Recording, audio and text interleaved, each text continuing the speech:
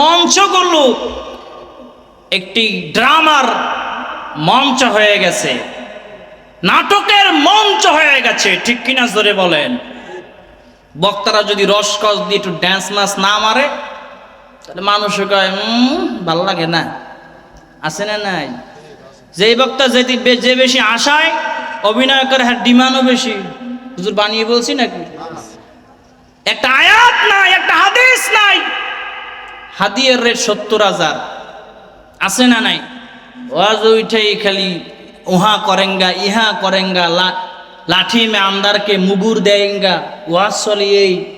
মানুষের মনে মনে কয় ওয়াজ না আওয়াজ, কি আমল হবে, কি আমল করবে, মানুষই টাড়া দেয়, ঠিক কিনা জোরে বলেন। মনে রাখতে হবে এটা শেষ জামানা।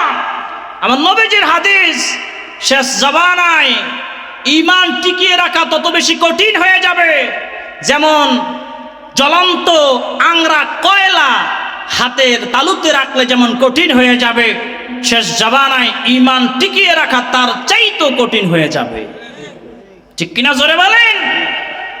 এক বক্তা আইসা বলবে এটা জায়েজ নাই, আর এক বক্তা আইসা বলবে এটা জায়েজ। ঝামেলা আছে না নাই?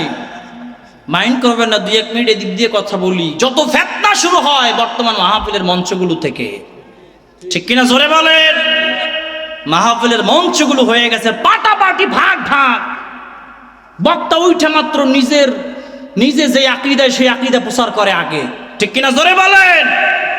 আরে বর্তমান আপনি কি সুন্নি না কওমি না জামাত না হেফাজত না খেলাফত না সারসিনা না আলিয়া না কওমিয়া না আহলে হাদিস, এটা দেখার সময় নাই।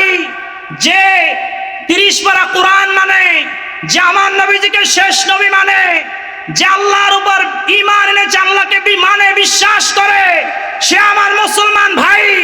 এই আকীদার দোহাই দিয়ে কোন রকম ফাটল সৃষ্টি করা চলবে না, ঠিক কিনা জোরে বলো মুসলমান। আজকে আকীদার দোহাই দিচ্ছেন, মুস্তাহাব নিয়ে মারামারি করছেন, ফরজের খবর নাই, ঠিক কিনা জোরে বলেন। আহলে হাদিসরা কি বলছে 30 পারা কোরআন না 40 পারা কোরআন বলছে? কওমিরা কি বলছে যে 50 পারা কোরআন? সুন্নিরা বলছে যে 100 পারা কোরআন? বলে নাই। ইসলামের স্তম্ভ ভিত্তি 5টি, কেউ বলছে 10টি বলছে, বলে নাই। যত দ্বন্দ্ব মুস্তাহাব নিয়ে, ঠিক কিনা জোরে বলেন। এটা শেষ জামানা, ফিতনা ছড়ানো যাবে না। আপনাকে মনে রাখতে হবে, মুসলমানদের কথা হবে এরকম যে কে কি বলে ওটা আমার দেখার বিষয় নাই, আমার পরিচয় হলো আমি একজন মুসলমান, ঠিক কিনা জোরে বলেন। যদি সমস্ত ওলামায়ে কেরামরা, সমস্ত পীরগুলো যদি মুরিদদেরকে এই জিনিসটা শিক্ষা দিত যে কোনো দ্বন্দ্ব চলবে না, যে ইসলামের 5 স্তম্ভ মানে, যে নবীজি সাল্লাল্লাহু আলাইহি ওয়াসাল্লামকে শেষ নবী মানে, যে 30 পারা কোরআন মানে, সে আমার মুসলমান ভাই। মুসলমানদের মধ্যে কোনো ডিভাইড চলবে না। আল মুসলিমু আখুল মুসলিম, মুসলমান ভাই ভাই, মুসলমানদের মধ্যে কোনো দ্বিমত নাই। এই বয়ানগুলো যদি করত, এই বাংলাদেশে আর কোনো মুসলমান মারামারি গুতাগুতি শুরু হতো না।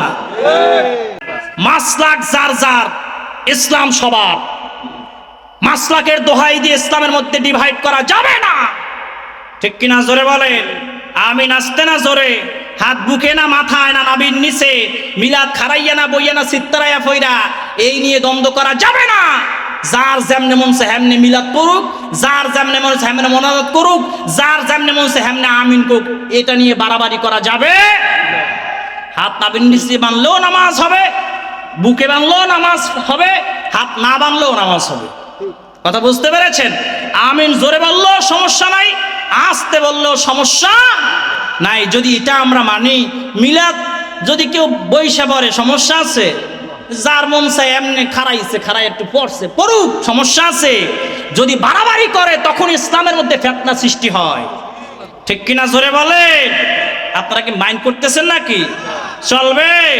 তেলের গাড়ি তেলে চলে, হাওয়ার গাড়ি হাওয়ায় চলে,